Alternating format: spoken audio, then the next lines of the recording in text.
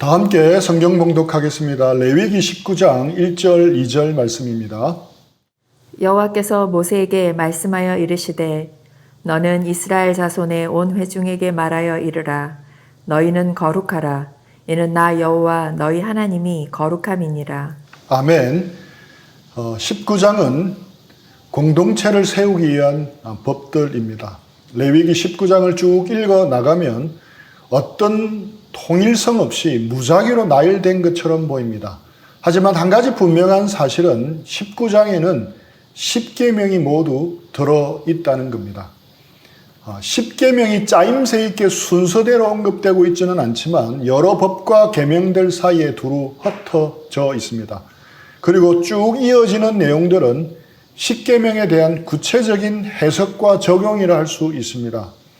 화목제 고기의 처리에 대해서, 자비로운 추수법에 대해서, 이웃 사랑과 사회적 약자 보호에 대해서, 과실수 보호, 우상숭배 금지, 노인 공경과 공평한 재판과 상거래에 대해서 말씀하고 있습니다.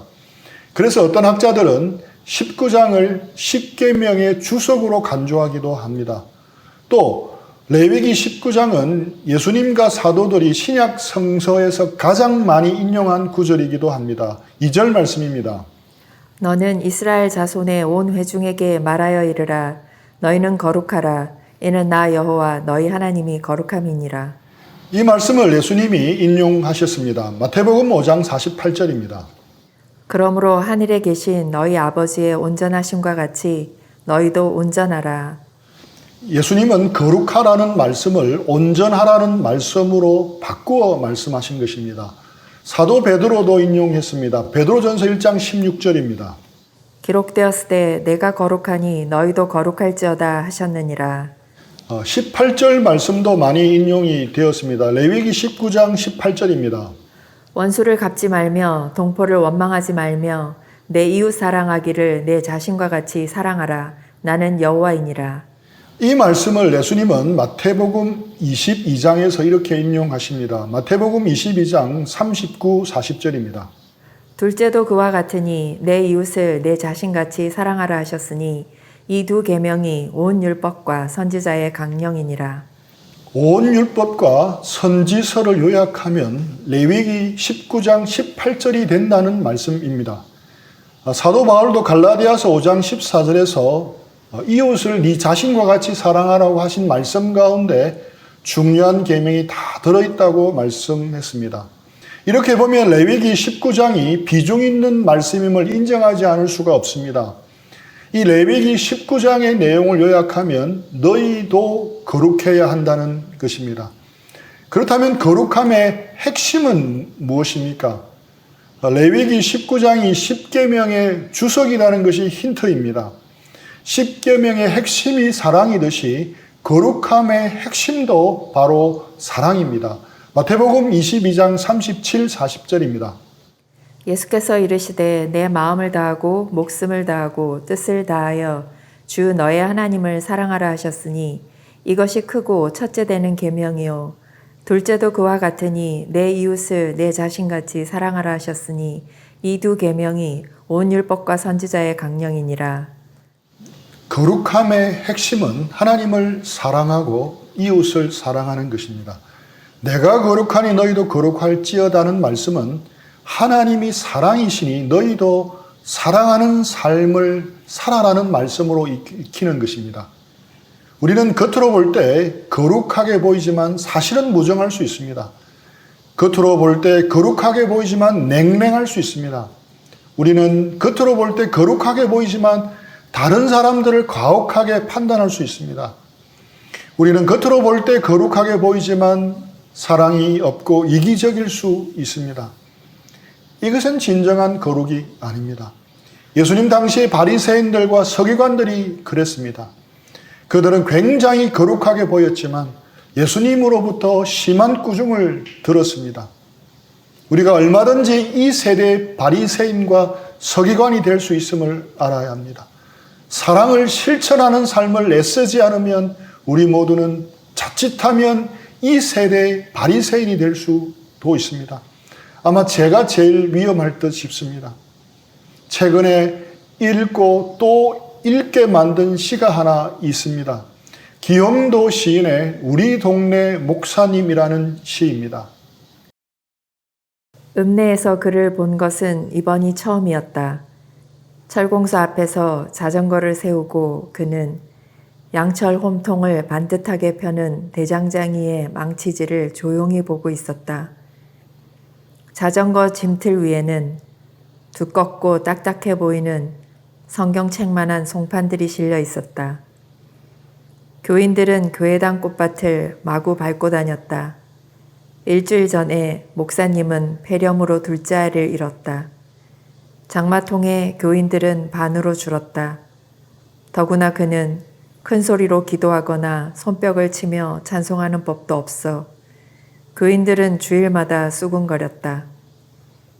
학생의 소년들과 목사관 뒤터에 푸성기를 심다가 저녁 예배에 늦은 적도 있었다.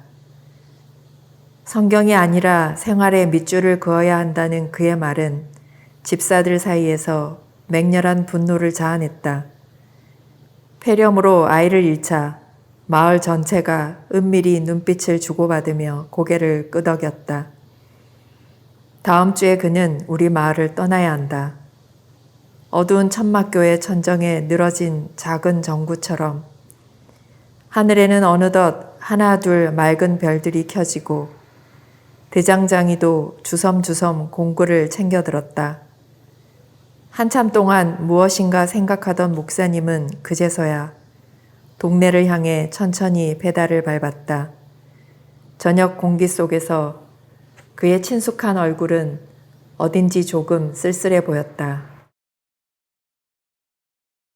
읍내와도 떨어진 작은 시골 마을이라 유리어항 속 물고기를 들여다보듯 모든 마을 사람들은 그 동네 교회에 대해 잘 알고 있었던 것 같습니다. 큰 소리로 기도하거나 손뼉을 치며 찬송하는 법도 없어 교인들은 주일마다 수군거렸다. 그 동네 교인들은 큰 소리로 기도하거나 손뼉을 치며 찬양을 하는데 익숙했습니다. 하지만 목사님이 그렇게 하지 않는 것에 대해서 수군거렸습니다. 교인들은 교회당 꽃밭을 마구 밟고 다녔다. 일주일 전에 목사님은 폐렴으로 둘째 아이를 잃었다. 장마통에 교인들은 반으로 줄었다. 이들은 목사님이 애써 가꾼 교회당 앞 꽃밭을 마구 밟고 다니는 것이 목사님의 마음을 마구 밟는 일인지 꿈에도 몰랐습니다. 이들은 따뜻한 마음으로 상처입고 아파하는 이웃의 마음을 공감할 줄 몰랐습니다. 시인이 보기에 이들은 큰 소리로 기도하고 박수치며 찬양하는 일만 잘했습니다.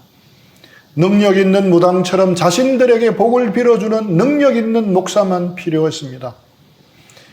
예수님을 닮아가는 삶은 안중에도 없었습니다. 이웃사랑을 실천하는 일은 관심 밖의 일이었습니다. 그저 자기들이 축복받는 일에만 관심이 있었습니다.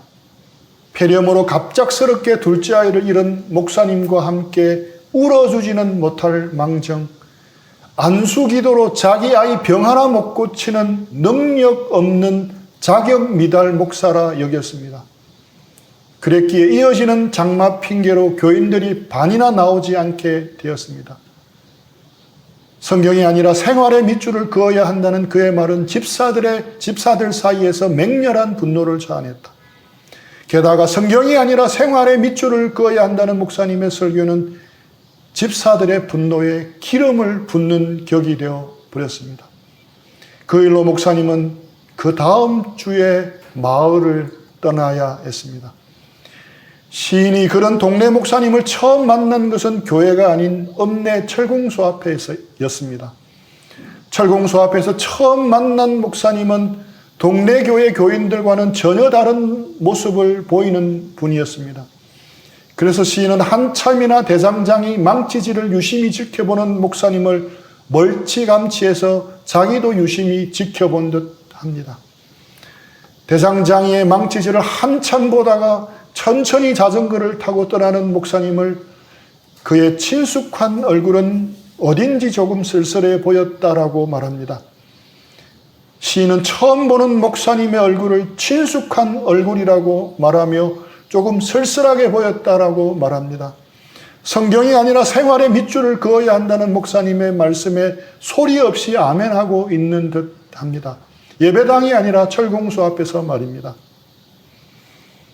거룩은 행동이고 삶입니다. 거룩은 행함과 삶으로 사랑을 실천하는 모습으로 나타나야 합니다.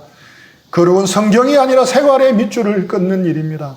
예수님은 그 삶의 본을 보여주기 위해 오셨습니다. 섬김 받지 않으시고 섬기러 오셨고 자기 목숨을 대속물로 십자가에 내어주시기 위해 오셨습니다. 여기서 우리는 스스로에게 질문할 수 있습니다. 거룩이 사랑을 실천하는 것이라면 우리는 어떻게 거룩한 삶을 살 수 있겠습니까? 바로 사랑이신 하나님과 함께 시간을 보내는 것입니다. 하나님과 친밀한 사귐을 가지는 겁니다. 하나님과의 사귐도 사람 사이의 사귐과 비슷한 면이 많습니다. 한두 번 만나는 것을 가지고 사귐이라 하지 않습니다. 지속적으로 자주 만나야 합니다.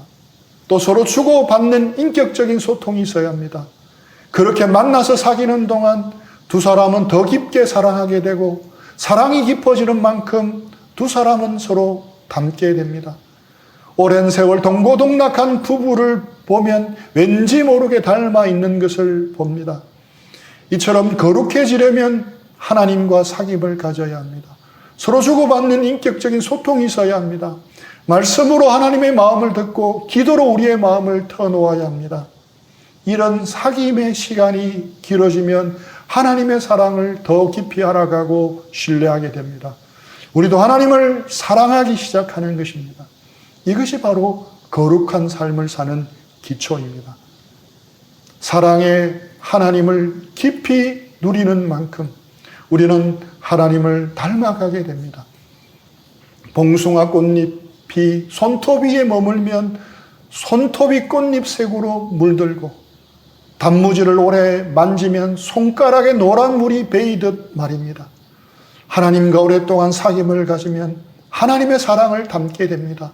하나님의 온유하심을 담게 됩니다. 하나님의 인내하심을 담게 됩니다. 그리스도의 겸손을 담게 됩니다. 그리스도의 섬김을 담게 됩니다.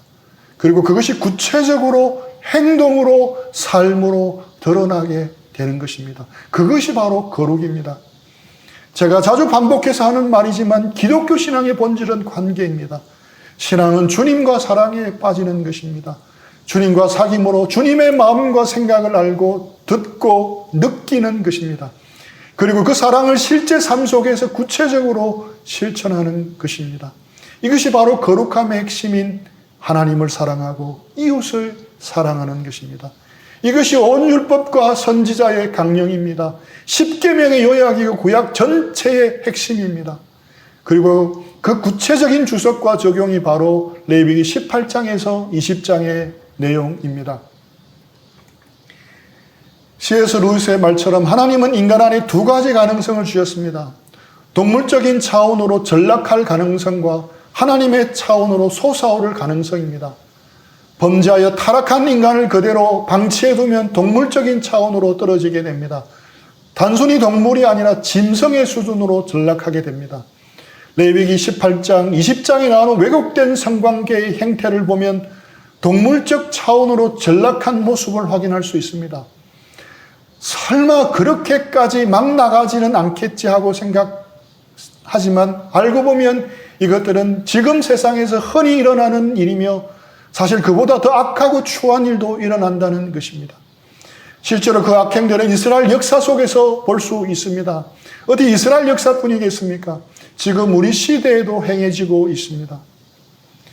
이번 주 레위기를 묵상하면서 정리가 된 것은 죄의 강력함입니다.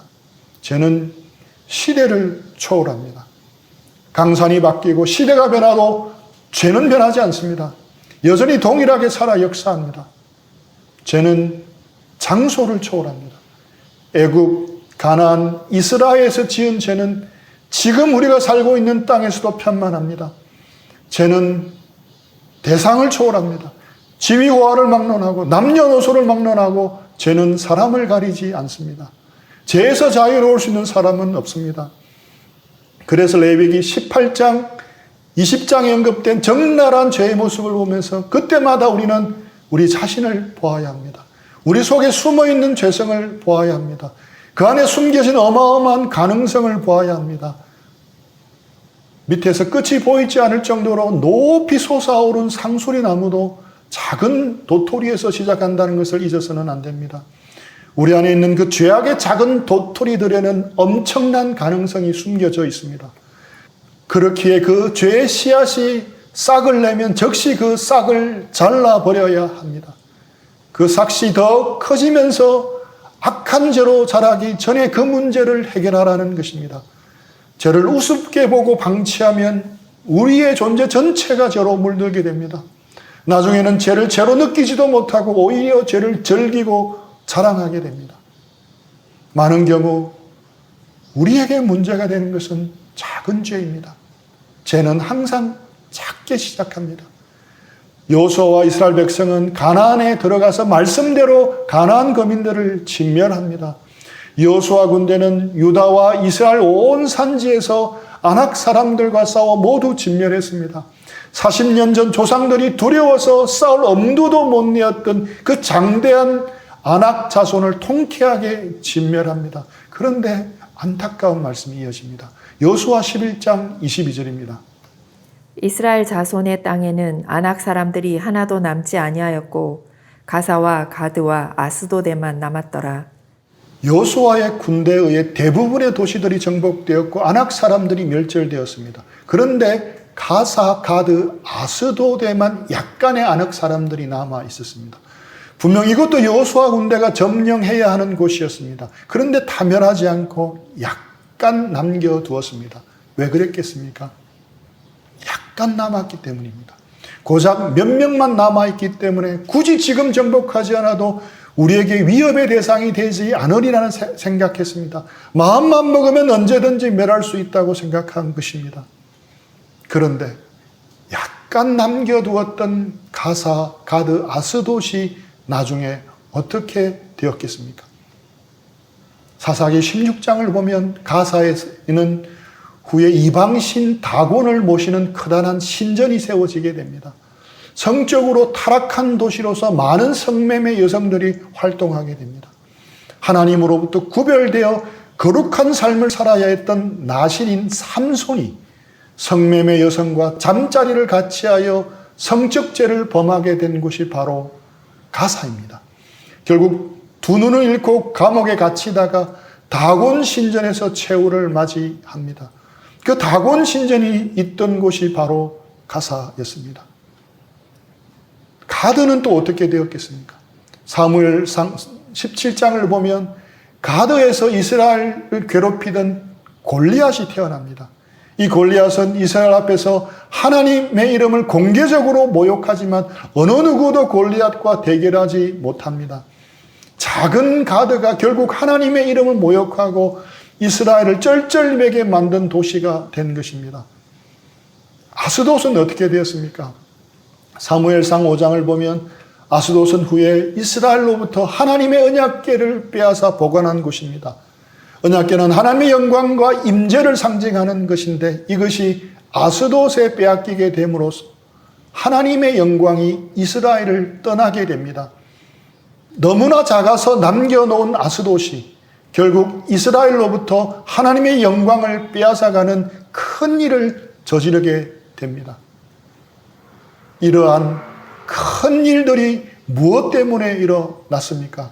남겨놓은 작은 죄 때문이었습니다. 사실 우리 대부분에게 지금 문제가 되는 것은 작은 죄들입니다. 별 대수롭지 않게 여기고 큰 문제가 되겠어 하고 허용하고 있는 작은 죄들입니다. 아가서 2장 15절입니다. 우리를 위하여 여우 곧 포도원을 허는 작은 여우를 잡으라. 우리의 포도원에 꽃이 피었습니다. 하나님께서 우리 안에 아름다운 꽃이 피는 포도원을 만들어 주셨습니다. 꽃이 피었으니 곧 탐스러운 포도 열매가 맺힐 것입니다. 그런데 작은 여우가 들어와 그 포도원을 온통 헤집고 다닙니다. 작은 여우에게 해집고 다녀도 나무는 끄떡이 없습니다. 하지만 문제는 포도 꽃이 떨어지는 겁니다. 나무는 멀쩡해도 꽃이 떨어지면 열매가 맺히지 않습니다. 결국 작은 여우가 포도원 전체를 허물어 버리는 것입니다. 그래서 작은 여우를 잡아야 합니다. 수고하고 애써서 잡아야 합니다. C.S. 루이스가 쓴 스크루테이프의 편지가 있습니다. 스크루테이프란 삼촌 악마가 신참인 스크루테이프라는 삼촌 악마가 이제 신참인 조카 워무드 귀신에게 어떻게 하면 사람을 유혹하고 넘어뜨릴 수 있는지 삼촌의 노하우를 조카에게 알려주는 편지입니다. 총 31통의 편지가 쓰여 있는데 그 편지 중 한 편지는 이런 내용이 담겨져 있습니다. 조카 워무드, 사람들을 유혹할 때 큰 죄를 짓게 하지 마라. 대신 사소한 작은 죄를 반복해서 짓게 해라. 기억해라. 너의 가장 중요한 임무는 사람들이 갑작스런 전환점을 느끼지 못하게 획기적인 사건도 없이 완만한 경사에서 가벼운 발걸음으로 걷듯이 죄를 자연스럽게 짓게 하는 거란다.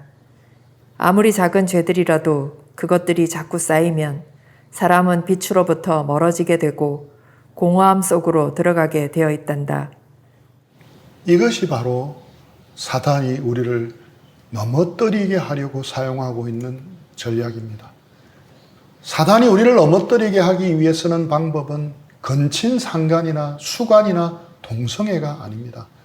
연쇄살인을 저지르게 하지도 않습니다. 사회적으로 큰 무리를 일으키는 사기 사건도 아닙니다. 작은 죄입니다. 작은 유혹에 넘어가게 하고 작은 거짓말을 하게 합니다. 하나님과 나만이 알고 있는 작은 죄입니다. 다른 사람은 모르지만 하나님과 나만이 알고 있는 죄입니다. 쉽게 드러나지 않으니 돌아서지 않고 품에 품고 은근히 즐기고 있는 작은 죄들입니다.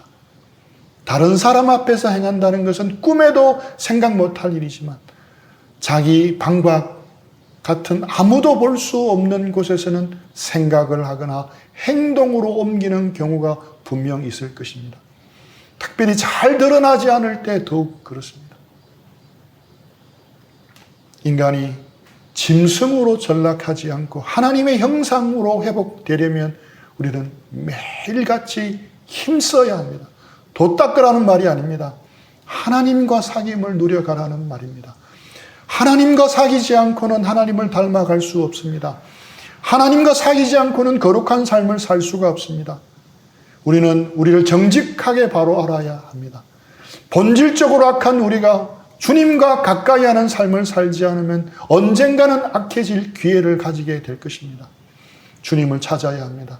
이것은 저절로 되지 않습니다. 주님과 인격적인 사귐을 사귀려고 노력해야 합니다. 그래야 우리 안에 있는 죄성에 대해 더욱 민감해집니다. 하나님의 마음과 뜻에 더욱 민감하게 반응할 수 있습니다. 이것도 죄가 됩니까? 라고 따지던 사람이 주님 이것도 죄네요. 저를 불쌍히 여겨 주십시오. 라고 기도하게 됩니다. 담배 피우는 것 정도는 자신의 권리요 기호라고 생각하던 사람이 하나님의 성전이 하나님이 성전으로 주신 귀한 몸을 담배로 오염시킨 것에 대해 마음 아파하게 됩니다. 어려운 일이 생기면 술에 취하는 것으로 해결하던 사람이 그것이 또 다른 형태의 우상숭배라는 사실을 깨닫고 회개하게 됩니다. 유혹에 못 이겨 포르노를 즐기던 사람도 자신의 영혼을 더럽히는 일이라는 사실을 깨닫고 회개합니다. 거짓말로 상황을 빠져나가는 것을 지혜요 재주라고 생각했던 사람이 하나님께서 그것을 기뻐하지 않는다는 것을 깨닫습니다. 그런데 이러한 일은 한순간에 일어나는 일이 아닙니다. 오늘 잘했다고 내일 잘할 거라는 보장도 없습니다.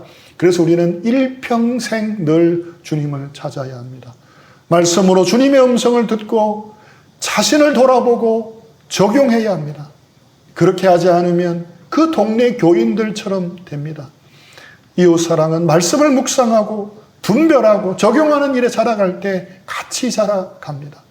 성경에 거룩하라라고 기록되어 있는 것을 우리는 서로 사랑하라라고 읽어야 합니다. 레위기 18장과 20장에 나오는 성범죄는 상대방의 인격과 인권에는 관심이 없고 자신의 쾌락을 채우기 위해 도구화하기 때문에 생기는 범죄입니다. 진정한 이웃사랑에 눈을 뜨게 되면 성범죄를 멀리하고 이길 힘이 주어지는 겁니다. 이건 역시 일평생 힘써야 할 일입니다. 그런데 이 일은 쉽지가 않습니다. 성경의 밑줄을 긋는 일은 쉬워도 생활의 밑줄을 긋기는 쉬운 일이 아닙니다. 이웃을 사랑하고 섬기고 배려하고 희생하는 삶은 결코 쉬운 일이 아닙니다. 손해보지 않으면 결코 할 수 없는 일입니다. 결코 화려하거나 박수받을 일은 더더욱 아닙니다. 마지막으로 안도인의 시를 소개하고 말씀을 마치고자 합니다. 또 다른 말도 많지만 삶이란 나 아닌 그 누구에게 기꺼이 연탄 한 장이 되는 것. 방구들 선득선득해지는 날부터 이듬해 봄까지 조선 팔도 거리에서 제일 아름다운 것은 연탄차가 부릉부릉 힘쓰며 언덕길 오르는 거라네. 해야 할 일이 무엇인가를 알고 있다는 듯이 연탄은 일단 제 몸에 불이 옮겨 붙었다 하면 하염없이 뜨거워지는 것. 매일 따스한 밥과 국물 퍼먹으면서도 몰랐네. 온몸으로 사랑하고 나면 한 덩이 재로 쓸쓸하게 남는 게 두려워 여태껏 나는 그 누구에게 연탄 한 장도 되지 못하였네. 생각하면 삶이란 나를 산산이 으깨는 일, 눈 내려 세상이 미끄러운 이른 아침에 나 아닌 그 누가 마음 놓고 걸어갈 그 길을 만들 줄도 몰랐네, 나는. 거룩이라 쓰여진 것을 연탄 한 장이 되는 것으로 다시 읽어야 하겠구나 하는 묵상이 되었습니다. 이런 연탄 한 장이 되는 삶이 하나님과 이웃을 사랑하는 삶이겠구나 하는 생각이 번쩍 들었습니다. 시인이 감수성을 담아 우리에게 번역해 주는 듯 합니다. 거룩은 나 아닌 그 누구를 위해 기꺼이 연탄 한 장이 되는 것. 거룩은 한 덩이 재로 쓸쓸하게 남더라도 자신을 산산이 으깨는 것을 선택하는 것. 그래서 눈 내려 미끄러운 세상에 다른 사람이 편히 갈 수 있는 길을 만드는 것이라고 말입니다. 이것은 이기적인 우리의 힘만으로 절대 불가능한 일입니다.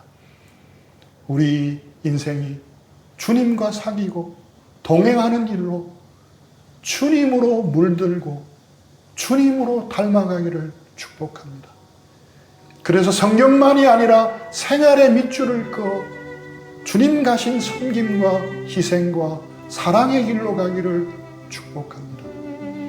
다른 사람을 밟고 올라서 내가 드러나고 내가 인정받는 삶이 아니라 우리 주변 사람들을 위해 기꺼이 연탄 한 장 되는 삶이 되기를 축복합니다. 우리 들은 말씀 생각하면서 잠시 기도하고 적용하는 시간을 가지겠습니다.